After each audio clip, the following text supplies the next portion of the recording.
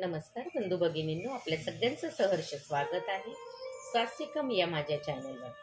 आज मी आपल्यासाठी तिरुमला तिरुपती श्री व्यंकटेश्वर बालाजी चे जीवनचरित्र व महात्म्य याच्यातील पुढील कथा घेऊन आलेली आहे। तरी आपण सगळ्यांनी श्रवण करावं। त्याआधी आपण देवाला पुष्प आणि तुलसीपत्र वाहूया।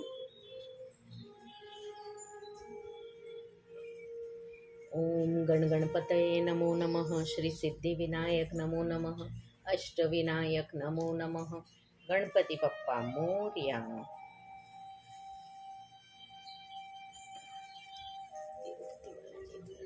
प्रणाम। ओम विष्णुवे नमः। ओम महालक्ष्मी दैव्य नमः। ओम विष्णुवे नमः। ओम महालक्ष्मी दैव्य नमः।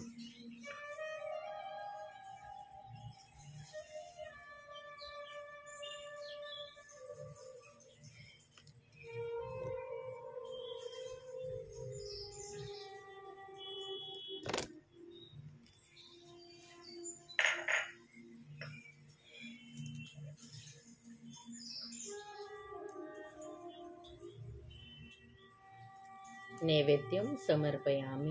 नैवेद्यं समर्पयामि। नैवेद्यं समर्पयामि। तिरुपती बालाजी शत प्रणाम। तुझ्या महात्म्याच्याकडून कथन। चला तर मग आजच्या व्हिडिओ सुरुवात करूया। आजच्या कथनास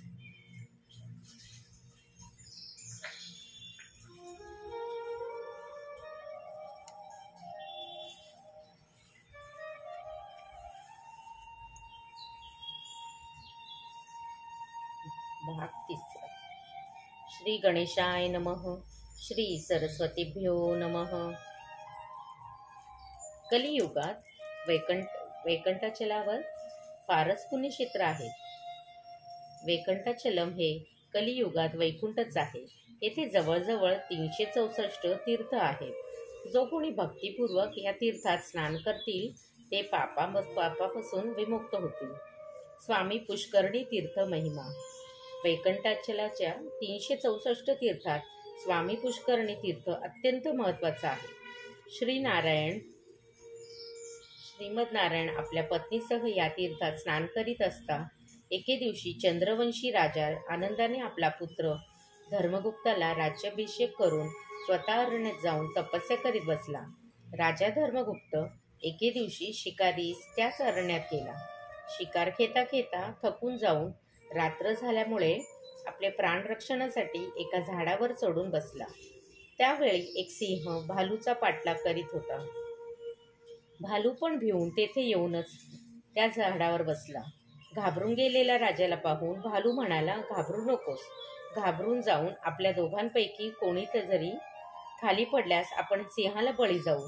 त्यासाठी आपण रात्रभर येथे झोपून दिवस उगवल्यावर आपल्या निवासी जाऊ। असे म्हणून दोघे जण पाळीपाळीने एकटा जागे राहायचे तर दुसरा झोपायचा असा निश्चय केला।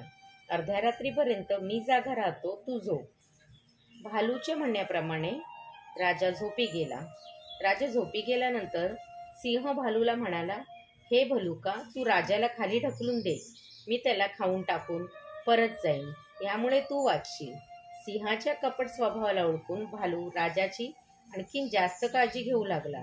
अर्ध्या रात्रीनंतर राजा जागा झाला। भालूला झोपण्यास सांगितले। भालू झोपी गेल्यानंतर सिंह मगाप्रमाणेच राजाला पण म्हणाला, हे राजा, मी गेल्यानंतर तुला भलूक खाऊन टाकेल। सिंहाचे सांगणे राजाला खरेच वाटले। सिंहाच्या बोलण्यावर विश्वास बसला आणि आपल्या मांडीवर झोपी गेलेल्या भालूला जमिनीवर ढकलून दिले। खाली पडत असताना भलुकाने झाडाच्या एका फांदीला घट्ट धरून राहिला। भालूने राजाच्या ह्या स्वार्थशील स्वभावाला पाहून म्हणाला, हे राजा, मी जनावर असून सुद्धा दिलेल्या वचनाला निभवण्यासाठी तुझी रक्षा केली, परंतु तुम्ही उपकाराबद्दल मला ढकलून दिलेस, म्हणून तुला माझा शाप आहे की तू वेडा होऊन फिरशील। आणि सिंहाला पाहून म्हणाला, सिंहा, तू मागच्या जन्मी भद्र नावाच्या कुबेराचा मंत्री होतास। गौतम महामुनींच्या शापाने सिंह झालास। मी भृगवंशी धान्यकाष्ट आहे। तुझ्या शाप विमोचनासाठी कामरूपाने भालू होऊन असे केले.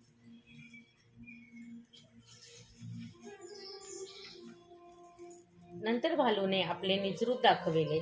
भालूने आपले रूप दाखविल्यानंतर सिंहाचे पण शाप विमोचन झाले.